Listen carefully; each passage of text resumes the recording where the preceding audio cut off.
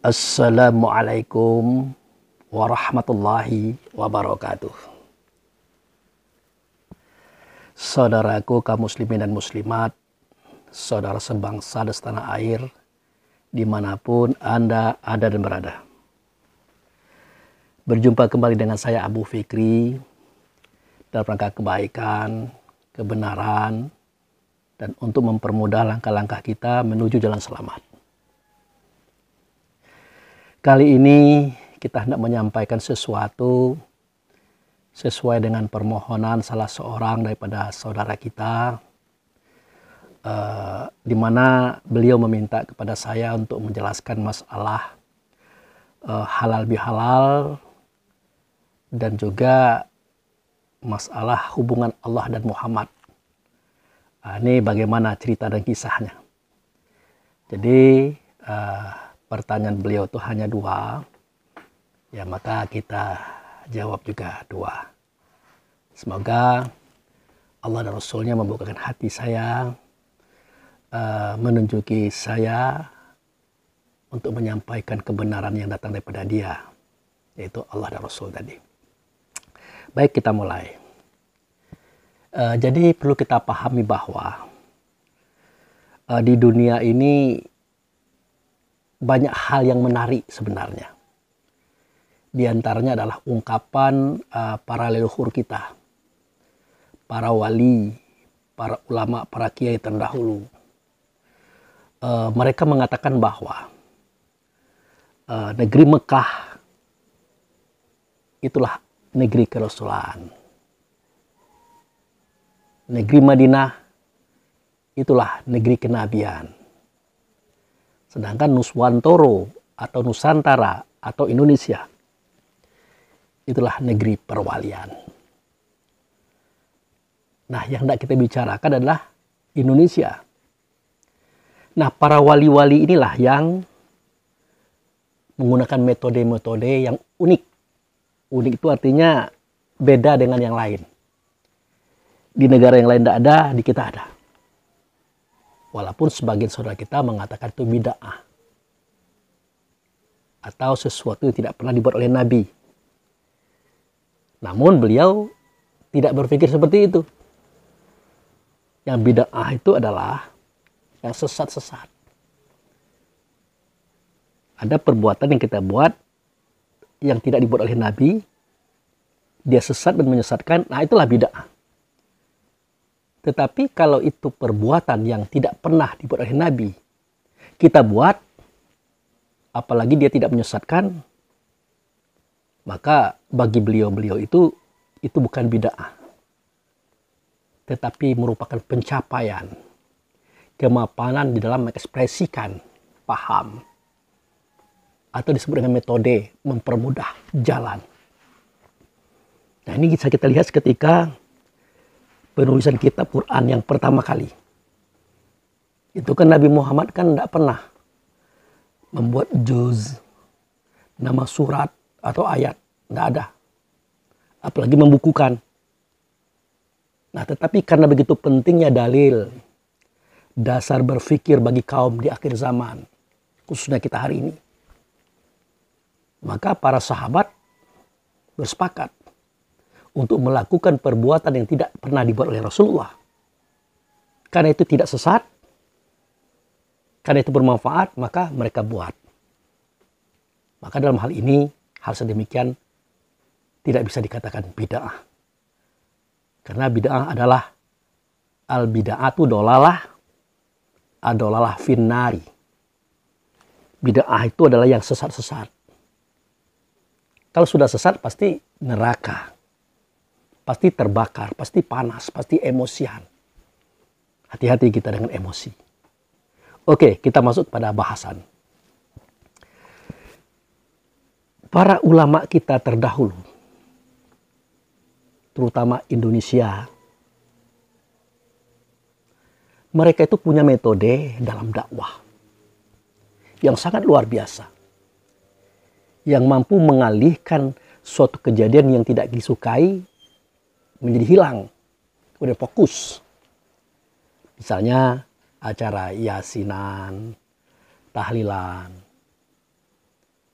Nah biasanya kan kalau ada orang meninggal, nah masyarakat itu kan datang. Nah di situ dia macam-macam ceritanya. Ada cerita ayam jago, ada cerita burung, ada cerita janda sebelah rumah, macam-macam. Nah dengan adanya program atau metode yasinan dan tahlilan yang dibuat oleh mereka para ulama, semua itu hilang. Jadi dialihkan fokus pemikiran mereka itu. Nah itu salah satu bentuk keistimewaan para ulama kita dahulu. Nah begitu juga mereka buat acara Isra wal Mi'raj, acara Maulidin Nabi, acara apa lagi? Nuzul Quran, dan termasuklah halal bihalal. Jadi halal bihalal ini sebenarnya menurut saya tersistematis ini. Bahasanya adalah halal bihalal. Sudah halal, dihalalkan lagi. Sederhana bahasanya. Sederhana ceritanya, tetapi menarik untuk kita bahas. Di mana letak ketertarikannya? Nah, seketika Nabi Muhammad menyampaikan informasi kepada sahabat bahwa bulan Ramadan itu kalau tidak 30 hari, ya 29 hari. Ada juga kadangkala 31 hari. Nah oleh Nabi dibagi 3. 10 hari yang pertama, yaitu tanggal 1 sampai tanggal 10. 10 hari yang kedua, tanggal 10 sampai 20. 10 hari yang ketiga, tanggal 20 hingga 30. Nah, pada tanggal 10 hari yang pertama itu kata Nabi, itu Allah memberikan rahmat.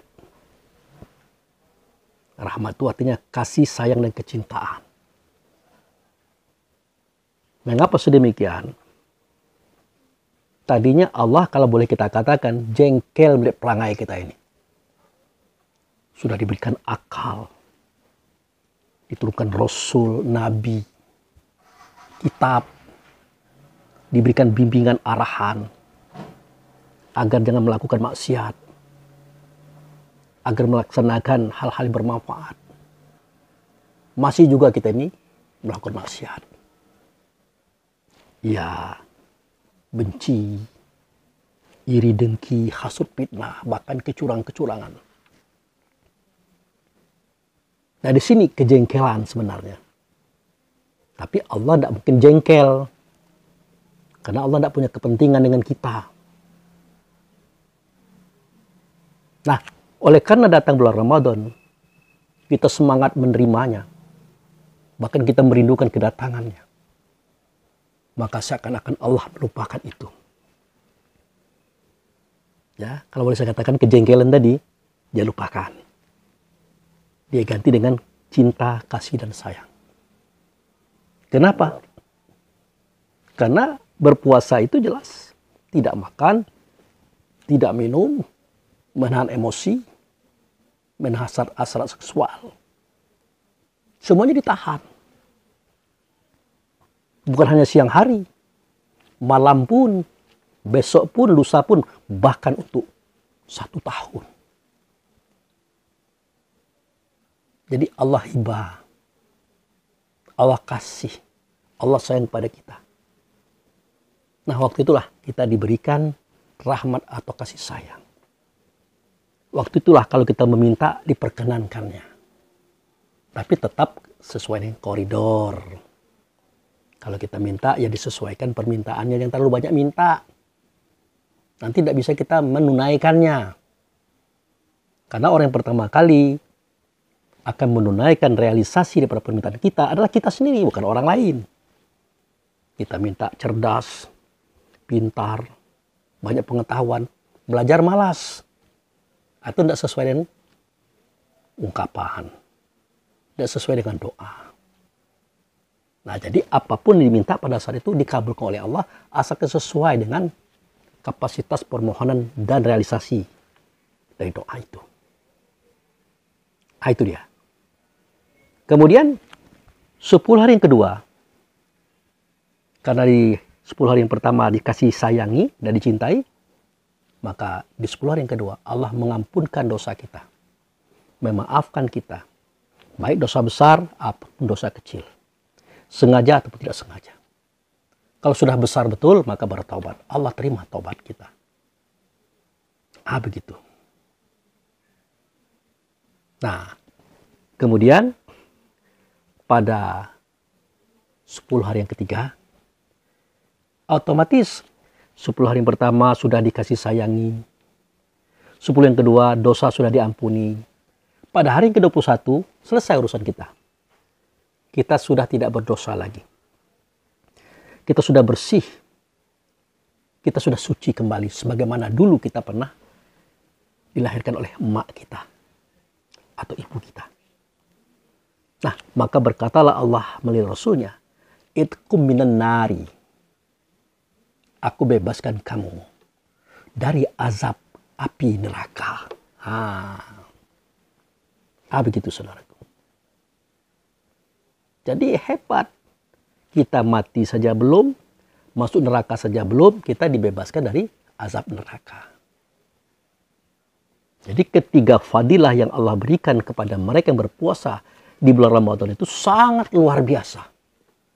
Sangat luar biasa. Tetapi apa boleh buat? Pada Lailatul Qadri atau malam Qadar, ternyata puasa kita itu batal semuanya. Artinya tidak sah semuanya. Kenapa? Ya karena kita tertipu. Kita kira puasa itu menahan lapar dan haus. Tidak bertemu istri di siang hari. Ternyata puasa itu bukan itu, saudaraku. Tidak makan, tidak minum, tidak ada syahwat kepada istri di siang hari. Itu adalah tandanya berpuasa. Tandanya menahan, biar kita tidak lupa. Yang berpuasa itu adalah kita menahan rasa diri terhadap hal-hal tidak baik. Misalnya membenci orang, iri dengki kepada orang, menggibah, menghasut, memfitnah, menipu, berkhianat. Jalan terus. Ini yang membatalkan puasa. Artinya haram hukumnya. Tetapi karena Allah itu kasih dan sayang kepada kita, cinta kepada kita, seakan-akan Allah tidak peduli dengan persoalan itu. Maka keharaman tadi, kebatalan tadi, ketidaksahan tadi dianggap oleh Allah sah. Dengan catatan kita membayar zakat fitrah.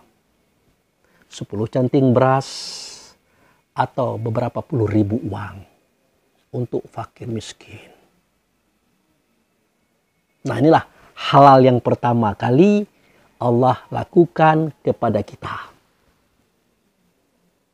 Jadi halal bi halal. Nah, ini halal yang pertama kali. Halal. Bi halalnya belum. Nanti kita cerita bi halalnya. Setelah kita membayar zakat fitrah, maka kita berhak Idul Fitri. Nah, itu dia. Jadi usulnya Idul Fitri kembali kepada kesuciannya itu tadi. Bagaimanapun juga Allah tidak ingin kita itu tidak suci. Rasul tidak ingin kita itu tidak suci. Makanya diadakan sistem yang namanya zakat fitrah. Inilah yang menghalalkan segala sesuatu yang haram, batal, tidak sah tadi. Maka jadilah kita tanggal 1 Syawal semuanya Idul Fitri. Kembali kepada kesucian. Ruh ini bersih. Fitrah. Fitri. Padahal sudah banyak dosa yang kita lakukan, saudaraku. Begitu. Itu halal yang pertama. Nah, setelah masuk tanggal 1 Syawal, kita berlebaran. Kita adakan koreksi kembali. Seketika 10 hari yang pertama Allah menurunkan cinta, kasih dan sayang kepada kita. Kita harus buktikan, benarkah itu sudah sampai? Kita harus buktikan. Kita pelajari. Kita baca kitab kita itu. Iqra kitabaka kafa nafsuka allati yauma hasibah. Baca kitabmu hari ini, cukup kamu saja membacanya. Cukup kamu saja, jangan sampai Allah membacanya. Nanti bermasalah. Nah, ternyata cinta, kasih sayang yang Allah turunkan saat itu belum sampai kepada kita. Belum sampai. Kita hanya dimenangkan dengan zakat fitrah. Tapi sejatinya yang Allah kirimkan kepada kita itu belum sampai. Buktinya, di hati kita belum ada rasa cinta, rasa kasih, rasa sayang kepada orang lain. Sebagaimana kita menyayangi diri kita sendiri. Artinya masih ada benci, iri dengki, hasut fitnah. Padahal kita sudah berpuasa. Padahal kita sudah berzakat fitrah. Padahal kita sudah Idul Fitri. Nah, ini yang pertama. Yang kedua, Allah dan Rasul memberikan ampunan. Kita lihat sudah benar. Sudah sampaikah ampunan itu kepada kita? Ternyata belum sampai. Kita hanya dimenangkan dengan zakat fitrah dan Idul Fitri. Apa buktinya belum sampai? Kita masih pendendam. Kita masih belum bisa memaafkan orang. Bawaan kita ingin menyalahkan saja. Padahal sudah zakat fitrah. Padahal sudah Idul Fitri. Wah, ini batal lagi, saudaraku. Nah, yang ketiga. Itqu minan nar tadi. Aku bebaskan kamu daripada api. Setelah kita cek kebenarannya, ternyata belum dibebaskan kita ini. Api itu panas. Panas itu pedih. Pedih itu perih. Perih itu pengap. Pengap itu menyakitkan, menyusahkan. Kita masih suka menyusahkan pemikiran. Menyusahkan perasaan. Menyusahkan suara kata dan perbuatan. Sehingga menimbulkan huru hara dalam batin dan zohir kita. Berarti kita belum dibebaskan, saudaraku. Nah, itu. Nah, oleh karena itu, Allah berkehendak yang sudah dihalalkan tadi. Diulangi lagi supaya halal lagi. Nah, itu dia. Yang sudah dihalalkan tadi, diminta oleh Allah dan Rasul supaya dihalalkan lagi. Memang tidak ada ayatnya, tidak ada hadisnya. Tapi ulama Nusantara, ulama Indonesia sangat paham masalah itu. Makanya mereka buatlah sistem yang namanya halal bihalal. Ingat, halal bihalal itu bukan perayaan, saudaraku. Bukan makan-makan, minum-minum, bersenang-senang, saudaraku. Tetapi melaksanakan puasa 6 hari di bulan Syawal. Itulah halal bihalal secara sejati. Maka rugi kita yang tidak berpuasa 6 hari di bulan Syawal. Rugi, saudaraku. Kenapa? Karena begitu beratnya melaksanakan puasa itu. Ya, 30 hari kita laksanakan itu sudah berat. Ternyata kita masih gagal. Allah minta, berpuasalah kamu 6 hari lagi. Rasul mohon, berpuasalah kamu 6 hari lagi, yaitu 6 hari bulan Syawal. Kalau itu kamu lakukan, maka Allah dan Rasul menganggap kamu sudah berpuasa setahun. Atau 360 hari. Nah, itulah halal bihalal sejatinya. Nah, dengan puasa 6 hari di bulan Syawal, dianggap puasa setahun. Berarti kita selalu berada dalam penggodokan, pembinaan, pelatihan yang Allah tolerir, yang Rasul setujui keberadaannya. Tujuannya apa? Kembalikan diri kita ini kepada fitrahnya. Kembalikan.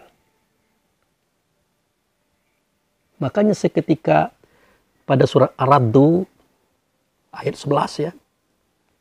Itu kan kita temukan kalimat yang berbunyi, sesungguhnya Allah tidak akan merubah keadaan satu kaum. Melainkan kaum itulah yang merubah keadaan diri mereka sendiri. Nah, ini sering diartikan cerita tentang uang, harta, kekayaan yang dianggap rezeki itu. Padahal begitu. Artinya bukan begitu maksud saya. Yang dimaksudkan dengan kalimat ini adalah sesungguhnya Allah itu menurunkan kita fitrah, suci, putih, dan tidak merubah itu. Yang menjadikan kita fitrah menjadi ternoda, suci menjadi salah, putih menjadi hitam, itu kita. Ini maksud surat Ar-Ra'd, surat nomor 13 ayat 11 itu. Allah tidak pernah merubah keadaan satu kaum. Yang merubah itu adalah kita. Kaum itu sendiri. Dia yang mengotori, dia menodai, dia yang menghitamkan. Cobalah lihat cara Allah ini. Dosa kita per jam dirontokkan dengan wudhu dan sholat 5 waktu. Dosa subuh ya sampai zuhur dirontokkan waktu zuhur. Dosa zuhur sampai asar dirontokkan waktu asar. Dosa asar sampai maghrib dirontokkan waktu maghrib. Dosa maghrib sampai isya dirontokkan waktu isya. Bahkan diberi kesempatan tengah malam untuk kita merontokkan semua itu. Apalagi kurang Allah dan Rasul. Kemudian dosa 1 minggu. Jika ada juga dirontokkan dengan Jumat. Kemudian dosa 1 minggu masih juga ada. Dirontokkan dengan Senin dan Kamis puasa. Jika masih ada juga dirontokkan dengan 3 hari berpuasa di tengah bulan. Masih ada juga bulan Ramadan. Masih ada juga 6 hari bulan Syawal. Itulah halal bihalal saudaraku. Itulah dianya. Saking cinta, kasih sayangnya Allah Rasul kepada kita. Dia tidak ingin kita ternoda. Kalau kita ternoda, rasa kita tidak baik. Pemikiran kita tidak benar. Suara kita kasar, kata-kata kita merusak hati orang. Kita selalu mencari-cari persoalan orang. Selalu mempersoalkan keadaan orang. Kita lupa dengan diri kita sendiri. Mencerca, mencaci, mengkritik. Dan itu tidak penting. Yang penting itu cercalah. Cacilah, kritiklah diri kita sendiri. Yang masih banyak kurang. Persoalan orang lain. Biarlah dengan orang lain. Pertanggungjawabannya dengan Tuhan mereka. Tidak usah kita campur pula. Biarkan sajalah. Ya kalau ingin juga oke, kita masuklah. Dalam metode dakwah yang 3. Watawasaw bil haq. Tausiah saudara kita dengan kebenaran. Mempan? Ternyata tidak. Tausiahi dengan jurus kedua. Watawasaw bil sabri. Mempan? Ternyata tidak. Tausiahi dengan jurus yang terakhir. Watawasaw bil marhamah. Tausiah saudara itu dengan kasih sayang. Kecintaan. Tidak juga angkat tangan berdoa kepada Allah. Minta supaya Allah memberikan petunjuk kepada mereka. Karena hanya Allah yang bisa merubah segala sesuatu. Bukan kita, saudaraku. Kita ini adalah pasakhir. Inama anta musakir. Ingatkan saudaramu. Tugas kamu hanya mengingatkan saja. Bukan merubah. Makanya itu saya kata tidak penting. Mengeritik tidak penting. Memberikan saran tidak penting. Kalau memang harus, itu tadi. Tausiahi dengan 3 jurus tadi. Tidak selesai. Tidak sukses, maka berdoalah. Minta kebaikan bagi saudara-saudara kita. Begitu saudara. Tidak usah kita bermusuh-musuhan pula. Bertikai pula. Terhadap siapapun. Satu kelompok pengajian. Satu Islam. Bahkan terhadap saudara kita agama lain. Tidak boleh kita saling caci. Saling hina. Saling merendahkan. Merasa diri paling benar. Ya. Merasa diri paling besar. Merasa diri paling pintar. Jangan. Boleh kita paling benar, tapi benar dalam merasa. Boleh kita merasa pintar, tapi pintar dalam merasa. Merasa apa? Merasa perasaan orang. Sakit di kita ya tentu sakit di orang. Senang di kita ya senang di orang. Nah, berikan kesenangan kepada orang. Berikan kebahagiaan kepada orang. Itu yang boleh. Itu yang diizinkan oleh Allah dan Rasul. Itu yang ada dalam kaji. Makanya kita santai, dikritik, disalahkan santai. Kenapa? Karena itu tidak penting. Itu sampah-sampah pikir semua itu. Gitu saudaraku. Nah, kembali kita kepada halal bihalal tadi. Nah, itulah cerita halal bihalal. Halal yang pertama yang Allah berikan kepada kita adalah zakat fitrah. Kewajiban membayar zakat fitrah. Makanya kita dapat Idul Fitri. Setelah dicek, masih juga bocor. Masih juga ada masalah. Maka dihalalkan lagi dengan cara puasa 6 hari di bulan Syawal. Itulah halal bihalal. Bagaimana Pak Bu Fikri? Kami adakan perayaan. Makan-makan, minum-minum, dan doa macam-macam. Boleh, silakan saja. Lebih enak lagi. Kita rayakanlah momentum itu. Oke saudaraku, nah itulah dia halal bihalal. Nah kemudian pertanyaan yang kedua, nah itu, apa hubungan Allah dengan Muhammad? Dan bagaimana persoalannya? Nah ini kan kita kembalikan kepada pernyataan orang tua kita. Nah siapa itu orang tua kita? Ana abul arwah wa Adam abul bashar. Aku adalah bapak roh. Nah kita itu kan roh. Nah bapak kita itu yang ngomong tadi. Yang mengatakan ana abul arwah. Itu Rasul. Nah dikuatkan oleh Allah. Wa walidi wa mawalad. Demi bapak dan demi anak. Demi ayah dan demi anak. Berkata beliau. Setiap kitab mengandung rahasia. Rahasia kitab atau rahasia Quran terletak di awal surat. Tidak ada yang tahu rahasia itu kecuali orang yang ditunjuki oleh Allah, Muhammad jadi guru. Nah itu dia. Lagi-lagi ayah kita, orang tua kita yang menjadi guru. Nah beliau ajarkan kitab-kitab Quran. Awal suratnya Al-Fatihah. Ayat pertama, Bismillahirrahmanirrahim. Dengan nama Allah. Kalau Allah kan nama itu. Makanya Allah tidak berbentuk, tidak berupa, tidak bersuara, tidak berkata. Karena Allah itu adalah nama. Ya. Allah itu hanya ada kalau disebutkan Allah, Allah, Allah. Allah itu hanya ada kalau dituliskan alif, lam, lam, ha.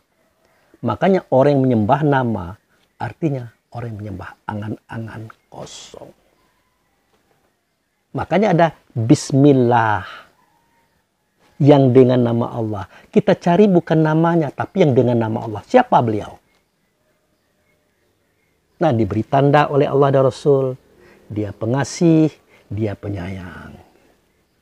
Makanya bunyinya Bismillahirrahmanirrahim. Dengan nama Allah. Nah yang dengan nama Allah itulah wujud serta Allah.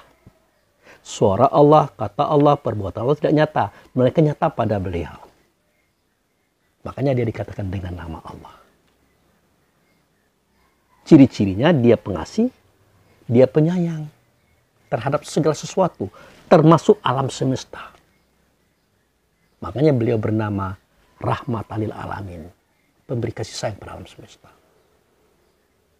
Nabi Sulaiman juga berazaskan kepada ini.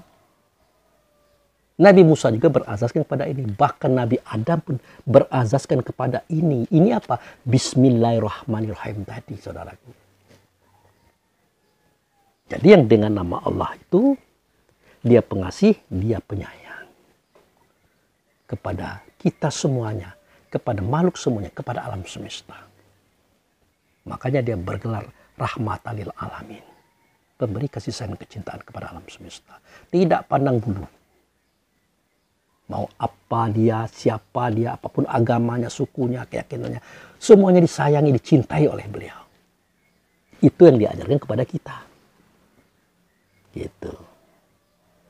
Nah, siapa dia itu Pak Abu Fikri yang dengan nama Allah tadi? Beliau pula yang mengatakan. Coba lihat surat kedua. Ayat kedua maksud saya. Apa bunyinya? Alhamdulillahi Rabbil Alamin. Nah itu dia. Alhamdu itu dua kata. Yang satu alif lam. Al. Yang kedua hamdu. Disambung menjadi alhamdu. Jadi alif lam itu Allah. Tidak nyata Allah. Nyata ia pada hamdu. Nah itu dia. Rabbul Alamin. Dipertuan agung oleh Allah sendiri atas alam semesta. Jadi Allah lah yang menobatkan dia. Untuk menjadi Rabb alam semesta. Pembina, pendidik, pengasuh, pengayom alam semesta itu Rabb namanya. Itu saudara. Ya, kok sampai sebegitu jauhnya? Iyalah. Itu yang diajarkan kepada kita. Siapa yang mengajarkan? Ya itu tadi. Setiap kitab mengandung rahasia. Rahasia Quran ada di awal surat. Tidak ada yang tahu rahasia itu kecuali orang yang ditunjuki oleh Allah. Muhammad jadi guru. Nah dia itu yang mengajarkan Muhammad tadi. Ternyata alif lam itu Allah. Hamdu itu beliau. Bergeser sedikit. Namanya Ahmad. Maka nyatalah dia sebagaimana kita hari ini. Bernama dia dengan nama Muhammad. Dia manusia sebagaimana kita. Tapi dalam dadanya ada Ahmad. Ahmad itu adalah hamdu. Hamdu itu dengan Allah. Serta Allah bersama Allah. Makanya suara dia, kata dia, perbuatan dia sejati adalah perbuatan Allah. Makanya beliau jadi contoh. Laqad kana lakum fi rasulillah uswatun hasanah. Sungguh pada diri Rasul itu ada contoh yang baik bagi kita. Bukan pada Allah, tidak bisa kita mencontoh Allah. Pada Rasul. Pada diri Rasul. Nah, itu jadi Nabi padanya ada Rasul. Rasul padanya sifat.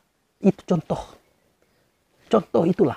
Sidik, amanah, tabligh, itu contoh bagi kita. Nah, setelah kita bersifat dengan sifat sidik, amanah, tabligh, fatonah, barulah kita bisa ikut beliau. Dalam bahasa lain, sholat. Menghubung rasa diri kepada Allah melalui beliau. Kalau kita bersifat dengan sifat itu.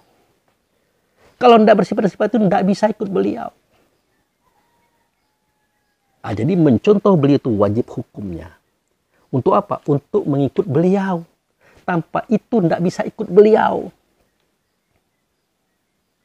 Makanya beliau berkata, in kuntum tuhibbunallah fattabi'uni yuhibbukumullah yaghfir lakum dzunubakum wallahu ghafurur rahim. Jika kamu mencintai Allah, ikut saya, kata beliau. Beliau yang mana? Iya, itulah Rasulullah. Nabi Muhammad yang nyata ianya pada saat itu di hadapan sahabat. Nah, ikut beliau. Supaya apa? Ya kalau kita ikut beliau, Allah cintai kita, kasihi kita, sayangi kita, dan diampuni dosa. Kalau ikut beliau. Kalau tidak ikut beliau, sudah habis kita.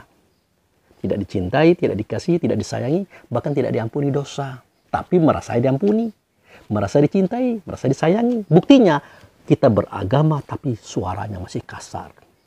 Kata-katanya masih kotor, perbuatannya masih brutal. Itu buktinya. Banyak orang yang bernama Islam, yang taat beribadah tapi suaranya kasar, kata-katanya keras, perbuatannya brutal. Tidak timbang rasa. Banyak. Nah itu. Semestinya dia ikut Rasul. Bagaimana cara ikut Rasul? Nah, sering disampaikan. Pertama, ketahui di manakah Rasul itu berada. Ternyata dia berada dalam satu negeri. La uqsimu bihazal balad. Wa antahilu bihazal balad. Wa walidi wa mawalad. Aku bersumpah dengan negeri ini, hai Muhammad, bahwa engkau tetap ada di negeri ini demi bapak dan demi anaknya. Aku ceritakan ini demi bapak dan demi anaknya. Itu kata Allah melalui beliau. Negeri mana? Dikatakan pula Mekah. Endaklah. Mekah itu ada di muka bumi. di dunia kita, negeri itu adalah di luar sentral alam semesta. Nama negeri itulah Bakkah. Inna awala baiti wudi'a lin-nasi lallazi bi Bakkah. Sesungguhnya rumah yang pertama kali aku yang membuatnya, kata Allah. Itulah rumah yang ada di negeri Bakkah. Nah, ya, diberkati, petunjuk bagi alam semesta. Nah, jadi inna awala baiti wudi'a lin-nasi lallazi bi Bakkah mubarakah wa hudalil alamin fihi ayatu bainatu maqama Ibrahim mandakal kana amina. Gitu. Jadi rumah yang pertama kali Allah buat itulah negeri Bakkah. Nah, disitulah beliau berada. Nah, rumah itu petunjuk bagi alam semesta. Kenapa? Di dalamnya ada beliau. Beliau mana? Beliau Rasulullah tadi. Kenapa? Ya, karena beliau membawa petunjuk, beliau membawa agama. Makanya beliau ada di situ. Ya. Wallazi arsala rasulahu bil huda wa dinil haq. Dia itu Allah mengutus Rasul. Nah, Rasul ini membawa petunjuk. Rasul ini membawa agama. Kan begitu bahasanya itu. Makanya rumah itu petunjuk kepada beliau. Nah, beliau itulah yang memegang petunjuk. Beliau itu memegang agama. Nah, datanglah kita ke situ kalau kita mau minta petunjuk. Nah, gitu. Jaminannya mandakalahu kana amina.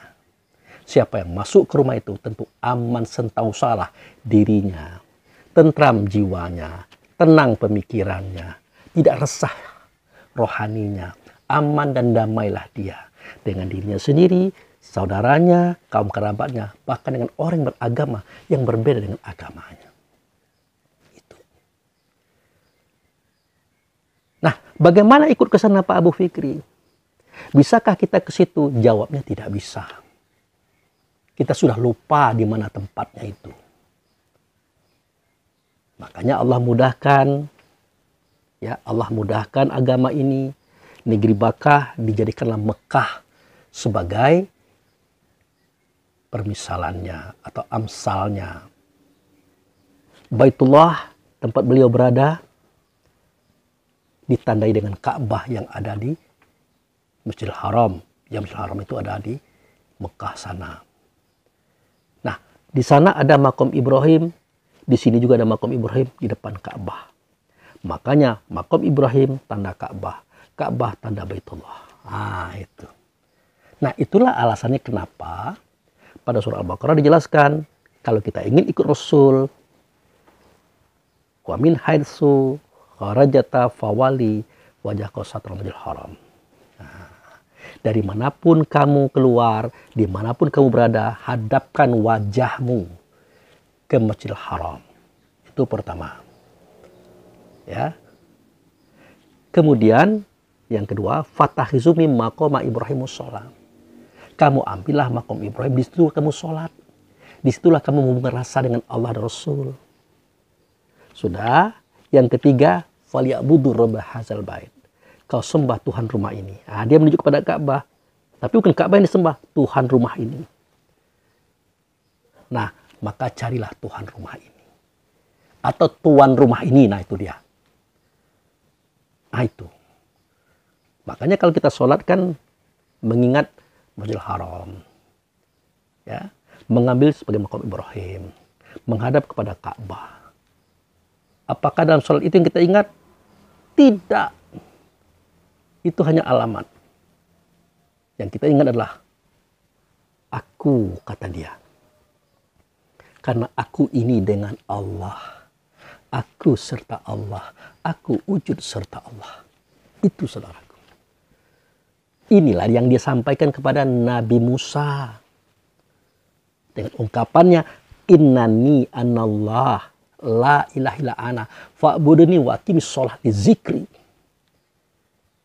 Nah, sesungguhnya aku ini adalah Allah. Tidak ada Tuhan, akulah dianya. Oleh karena itu, sembah oleh kamu akan daku dan dirikan sholat. Di dalam sholat nanti yang kamu ingat adalah saya. Aku, kata beliau. Tapi sayang 1000 kali sayang, Kita ini kan orangnya taat kepada Allah Rasul. Kita tidak menggunakan akal untuk berpikir. Kita kira itu Allah. Padahal kita tahu Allah tidak berbentuk, tidak berupa, tidak bersuara, tidak berkata. Tidak sama dengan segala sesuatu. Itu Allah. Kenapa begitu? Ya karena Allah itu nama. Asma. Jadi siapa yang berkata itu? Nah, yang berkata itu yang dengan nama Allah tadi. Ya, saya katakan Allah itu nama atau asma daripada zat. Yang berkata itu adalah yang dengan nama Allah tadi. Dia ada sifatnya Allah. Ternyata dia adalah Muhammad, saudaraku. Jadi Musa pun bertemu beliau. Adam juga bertemu dengan beliau. Isa pun bertemu dengan beliau. Nah itu. Seketika saudara kita yang mengatakan ya. Saudara kita yang beragama beda dan kita mengatakan bahwa Isa itu adalah kalam Allah. Benarkah? Benar. Untuk kaumnya. Tapi bagi Isa, kalam Allah itu bukan dia. Melainkan dia wujud serta Allah tadi. Muhammad orangnya, saudara. Tapi ingat, Muhammad ini jangan diartikan Muhammad bin Abdullah. Muhammad anak Aminah, kan itu tubuhnya.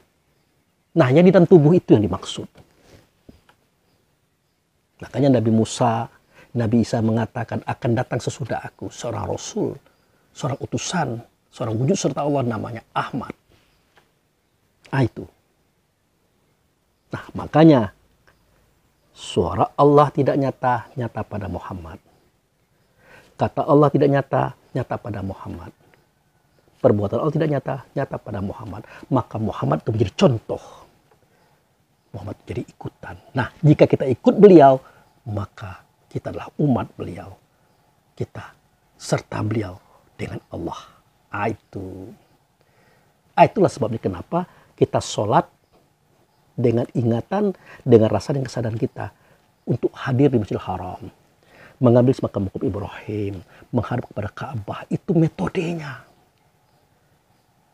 Nah, siapa yang berbuat seperti itu? Itulah yang disebut dengan mengikut Rasul. Nah, ini kan dijelaskan oleh beliau dalam Al-Quran. Ya, bahwa Allah sudah menjadikan kita umat yang pertengahan. Nah, itu. Untuk apa? Supaya kita menyaksikan manusia. Dan kita disaksikan Rasul di situ. Dan tidaklah dijadikan sistem perkiblatan ini kecuali untuk kami ketahui siapa yang mengikut Rasul, siapa yang berpaling daripadanya. Ya. Nah, itu ada penjelasannya. Dan sering kita sampaikan beberapa waktu yang lalu. Ini untuk mengulas saja. Nah, itulah maka kenapa pada surah Al-Ikhlas dikatakan Qul huwa Allah ahad. Katakanlah dia, Allah itu satu. Satu tidak bisa dibedakan. Karena suara Allah, kata Allah, perbuatan Allah tidak nyata pada beliau. Satu tidak bisa diceraikan atau dipisahkan. Karena bertemu Allah tidak mungkin bagi kita. Pasti melalui dia, Rasulnya, wujud sertanya. Tapi satu dia dengan Allah tidak pula boleh disamakan. Allah itu zat, dia adalah sifat. Allah itu yang memerintah, dia adalah yang diperintah. Allah itu yang mengutus, tapi dia adalah utusan. Itu harus kita pahami, saudara. Nah, itu sajalah penjelasan dari saya tentang hubungan Allah dengan Muhammad, hubungan Muhammad dengan Allah. Allah itu nur, nur Allah adalah Muhammad. Muhammad adalah nur, nur Muhammad adalah kita. Ya. Jadi iman itu cermin bagi Allah. Wajib pada Muhammad cahaya pada kita. Jadi kalau Allah itu bercermin, dalam cermin itu adalah Muhammad. Makanya kalau Allah bersuara, berkata, berbuat, nyata ianya pada Muhammad. Itulah cermin. Itulah contoh bagi kita. Nah, di kita bukan cermin, tapi cahaya. Yang menerangi. Dengan cahaya ini kita bisa melihat, bisa mendengar, bisa merasakan, bisa memikirkan. Semestinya kita ini banyak tahu, banyak paham, banyak mengerti persoalan. Karena kita cahaya. Tetapi apa boleh buat? Cahaya kita ini tidak terang. Bahkan redup. Jangan-jangan sudah tidak ada lagi cahaya. Buktinya kita tidak banyak tahu. tidak banyak mengerti, tidak banyak paham. Kan kalau kita mau melihat, kan dengan cahaya. Tanpa cahaya tidak bisa melihat. Lalu apa yang bisa kita lihat? Yang uniknya kita sendiri adalah cahaya.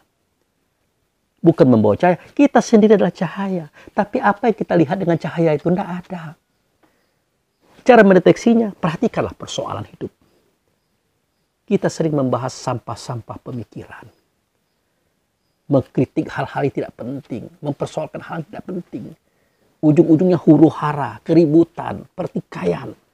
Baik dalam organisasi, satu pengajian, organisasi sama-sama beragama Islam, ataupun berbeda agama.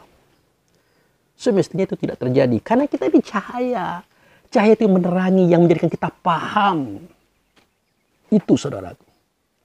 Mohon betul dipahami itu. Makanya kalau saya dikritik, oke. Diluruskan baik. Silakan saja. Tapi saya jelaskan apa yang Anda maksud itu bukan begitu. Begini loh. Nah, setelah saya jelaskan, Anda masih mempersoalkan, maka saya tidak akan peduli. Saya akan abaikan. Karena itu adalah sampah-sampah pemikiran. Yang akan merusak hati, pemikiran dan perasaan. Dan akan merusak ibadah kita kepada Allah Rasul. Sekaligus merusak hubungan kita bersaudara. Karena yang bersaudara itu adalah iman. Mukmin itu yang bersaudara. Bukan sama-sama orang Islam. Setiap ruh itu ada pada manusia. Setiap ruh itu namanya satu, namanya mukmin dan punya paham dan sama kita dulunya. Satu Allah yang menjadikan. Satu Muhammad asalnya, satu mukmin nama kita di tempat yang satu namanya Baitullah Hakikat. Oke, itu saja saudaraku yang bisa saya sampaikan sebagai permohonan saya jawab. Jadi halal bihalal begitulah ceritanya. Ya, begitulah ceritanya. Sedangkan apa hubungan Muhammad dengan Allah, Allah dengan Muhammad, ya itu tadi. Allah zat, Muhammad sifat. Allah tidak nyata, Muhammad tempat nyatanya. Suara Allah nyata pada Muhammad. Kata Allah nyata pada Muhammad. Perbuatan Allah nyata pada Muhammad. Makanya Muhammad jadi contoh, Muhammad jadi ikutan kita. Baik, itu saja. Mohon maaf jika jawabannya tidak cukup, tidak lengkap. Lebih dan kurang, wabillahi taufiq wal hidayah. Assalamualaikum warahmatullahi wabarakatuh.